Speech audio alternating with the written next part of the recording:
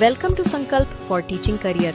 लें ऐसा संकल्प जो आपको कामयाब बना दे। अगर आप भी इस तरह के 12 सेंटेंस एक साथ बनाना सीखना चाहते हैं तो आज की क्लास इसी प्रैक्टिस की है। तो बिना देरी के स्टार्ट करते हैं आज की क्लास।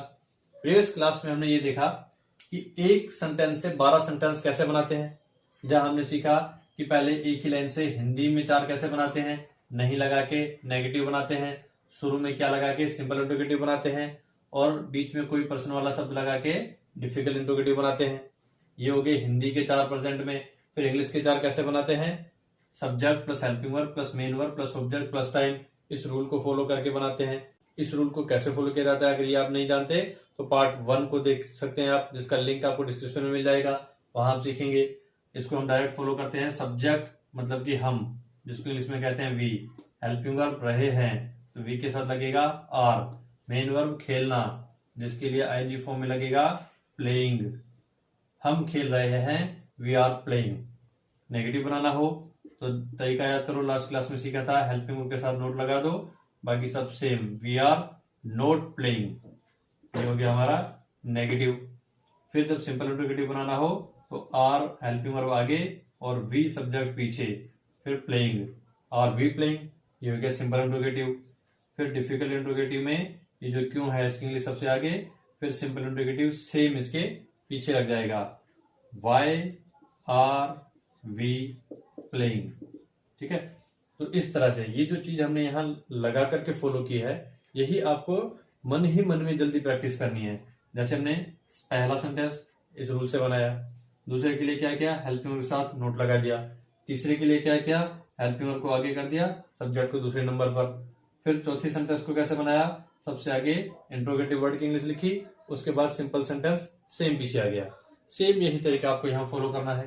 जैसे कि हम खेल रहे थे, तो ये पास्ट कैसे बना, यहाँ जो सेंटेंस आपको मिला है हम खेल रहे हैं, इसी को पास्ट बना दो, हम खेल रहे थे। इसी को फ्यूचर बना दो, हम खेल रहे होंगे, क्योंकि ये हम पहले ही पढ़ चुके हैं लास्ट क्लास में कि रहा था, रहे थे, रही थी। था थी लगा करके पास्ट बनता है, होगा होगी होगी लगा के फ्यूचर बनता है। तो जब आपने एक बना लिया पास्ट का अफर्मेटिव, हम खेल रहे थे, बाकी सब काम आसान है, इसी तरीके को फॉलो करना है।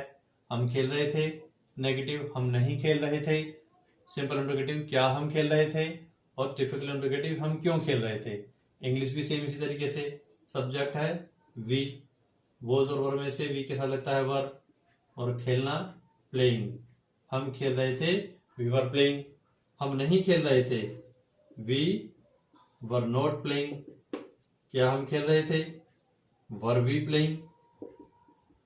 हम क्यों खेल रहे थे, why were we playing, why were we playing. Same ऐसे ही फ्यूचर बनाते हैं, हम खेल रहे होंगे, ये तो हो गया फ्यूचर। फिर नेगेटिव बनाना हो तो नहीं लगा दो, हम नहीं खेल रहे होंगे। सिंपल इंट्रोगेटिव क्या हम खेल रहे होंगे, डिफिकल्ट इंट्रोगेटिव हम क्यों खेल रहे होंगे। ठीक है, तो इस तरीके से हम पहले प्रैक्टिस कर चुके हैं। अब इंग्लिश में आ जाएं तो सब्जेक्ट है वी, वी के साथ लगता है शैल बी, फिर मेन वर्ब है playing, we shall be playing. जब नेगेटिव हो तो क्या हो जाएगा, we shall not be playing. फिर simple interrogative shall we be playing. उसके बाद डिफिकल्ट इंट्रोगेटिव की बात करें तो पहले आएगा why shall we be playing. ठीक है, तो पैटर्न वही है कि किस तरह से हम 4 बनाते हैं। जो प्रेजेंट में सीखा सेम पैटर्न पास्ट में चलेगा, सेम पैटर्न फ्यूचर में। फ्यूचर में बस थोड़ा सा ध्यान रखना है कि जब हेल्पिंग वर्ब 2 वर्ड्स वाली हो तो जो पहला है शैल, इसी के साथ नोट लगता है और आगे भी यही शैल आता है। ठीक है, जैसे we shall be playing, we shall not be playing, shall we be playing, why shall we be playing. तो इस तरह से हम 12 सेंटेंस बनाते हैं। अब ये तो गया एक बार लिखित रूप में प्रैक्टिस करना, जिसको बिल्कुल नहीं आता वो 1-2 बार रिटर्न में प्रैक्टिस करेंगे। जब ये रिटर्न में प्रैक्टिस करते करते पूरा तरीका सेटअप बैठ जाए दिमाग में कि कैसे बनाते 12, तो आपको लिखने की बजाय डायरेक्ट बोल करके ही प्रैक्टिस करनी है। जैसे कि अगर हम सोचें कि मैं सोच रहा हूं, I am thinking, I am not thinking, am I thinking, why am I thinking. इसी को पास्ट में ले जाओ, मैं सोच रहा था, I was thinking, I was not thinking, was I thinking, why was I thinking. ऐसे ही फ्यूचर में ले जाओ, मैं सोच रहा होऊंगा, I shall be thinking, I shall not be thinking, shall I be thinking, why shall I be thinking. तो इस तरह से आपको प्रैक्टिस को इतना ज्यादा करना है कि जल्दी जल्दी आप सोचते रहो और बोलते रहो। तो पहली प्रैक्टिस आपकी होगी सीधे 12-12 बोलना, 4 प्रेजेंट के, 4 पास्ट के, 4 फ्यूचर के। हिंदी एक बार बनानी आ गई तो हिंदी के बार बार 12 नहीं बनाने, 2-3 बार आने के बाद समझ गए आपकी नेगेटिव क्या होता है, सिंपल इंट्रोगेटिव, डिफिकल्ट इंट्रोगेटिव। अगर समझ में आ गया तो हिंदी को छोड़ दो, हिंदी का सिर्फ अफर्मेटिव बनाओ, फिर उसके 4 इंग्लिश, फिर हिंदी का अफर्मेटिव 4 इंग्लिश, फिर हिंदी का अफर्मेटिव, पास्ट के भी 4 इंग्लिश। ऐसे प्रैक्टिस करनी है, ठीक है। अब जब आपके सीधे 12 बनाने की प्रैक्टिस अच्छे से हो जाए तब आपको बीच बीच में से सेंटेंस को पकड़ना है। जैसे कि क्या मैं लिख रहा हूं, एम आई राइटिंग, आप वहां नहीं जा रहे थे, you are not going there. तो ये क्या है, मैंने एक सिंपल इंट्रोगेटिव बनाया और एक नेगेटिव बनाया। मतलब simple interrogative, negative, difficult interrogative, कोई भी सेंटेंस बीच में से आ जाए तो आपको उसकी इंग्लिश तुरंत पकड़ना आना चाहिए। ऐसे प्रैक्टिस करनी है। पहले तो हमें सीधे सीधे 12 बनाने की प्रैक्टिस करनी है, जो लास्ट क्लास में हमें मिली थी। उसमें पहले 5 की प्रैक्टिस आपको आज मैं करवा रहा हूं, बाकी बचे हुए सेंटेंस की प्रैक्टिस आपको खुद करनी है। तो ये तो था पहला सेंटेंस। अब देखते हैं दूसरा सेंटेंस जो आपकी स्क्रीन पर है। दूसरा सेंटेंस है मैं आ रहा हूं। तो आपको बस ये मैं आ रहा हूं एक ही अफर्मेटिव रखना है हिंदी में, बाकी हिंदी सारे बनाने की जरूरत नहीं है क्योंकि वो समझ चुके हैं आप। फिर डायरेक्ट इंग्लिश के चारों बनाओ। मैं आ रहा हूं, इसका affirmative I am coming, negative I am not coming, simple interrogative am I coming, difficult interrogative why am I coming. फिर इसी मैं आ रहा हूं लाइन को पास्ट में ले जाते हैं। मैं आ रहा था तो इसका अफर्मेटिव आई वॉज कमिंग, मैं नहीं आ रहा था आई वॉज नॉट कमिंग, क्या मैं आ रहा था, वॉज आई कमिंग, मैं क्यों आ रहा था, वाई वॉज आई कमिंग। ऐसे इसी को हम फ्यूचर में ले जाते हैं। मैं आ रहा होऊंगा, आई शैल बी कमिंग, मैं नहीं आ रहा होऊंगा, I shall not be coming, क्या मैं आ रहा होऊंगा, शैल आई बी कमिंग, मैं क्यों आ रहा होऊंगा, why shall I be coming. तो इस तरह से हो गए दूसरे के 12। अब तीसरे सेंटेंस पे आते हैं। तो प्रेजेंट में अफर्मेटिव है वह जा रही है, इसमें इसकी इंग्लिश होगी शी इज गोइंग, वह नहीं जा रही है, शी इज नॉट गोइंग, क्या वह जा रही है, इज शी गोइंग, वह क्यों जा रही है, वाई इज शी गोइंग। फिर इसको पास में ले जाते हैं। वह जा रही थी, शी वॉज गोइंग, वह नहीं जा रही थी, शी वॉज नॉट गोइंग, क्या वह जा रही थी, वॉज शी गोइंग, वह क्यों जा रही थी, वाई वॉज शी गोइंग। फिर इसको फ्यूचर मिल जाते हैं। वह जा रही होगी, शी विल बी गोइंग, फिर वह जा नहीं रही होगी या वह नहीं जा रही होगी, she will not be going, क्या वह जा रही होगी, विल शी बी गोइंग, वह क्यों जा रही होगी, why will she be going. तो इस तरह से इसके 12 हो गए।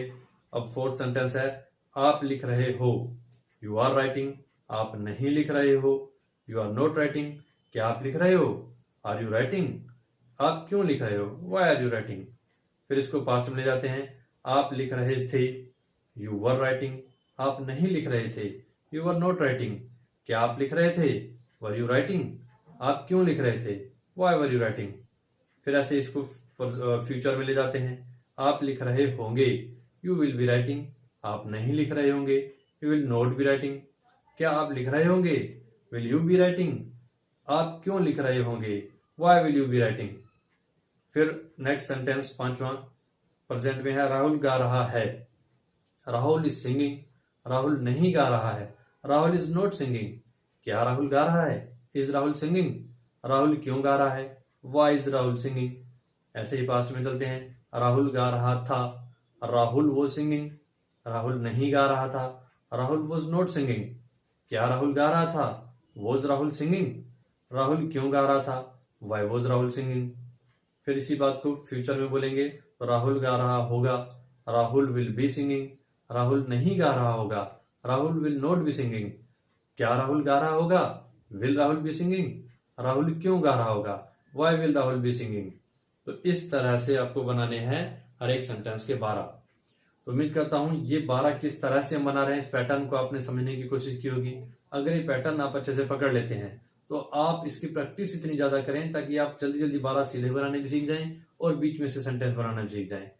तो इस वीडियो या इस वीडियो कोर्स से रिलेटेड आपका कोई भी क्वेश्चन हो, कोई क्वेरी हो तो आप कमेंट बॉक्स में कमेंट करके बताएं ताकि हम उसको सोल्व करें। और इसी तरह से हमारे कोर्स से जुड़े रहने के लिए चैनल को सब्सक्राइब करके बेल को और आइकन पर प्रेस कर दें ताकि आपको सारे वीडियोस की नोटिफिकेशन पहले ही मिलते रहें और हमारी सारी क्लासेस को आप अच्छे से ज्वाइन कर सकें। तो यहाँ आज का वीडियो कंप्लीट होता है। मिलते हैं नेक्स्ट वीडियो में। Thanks for watching.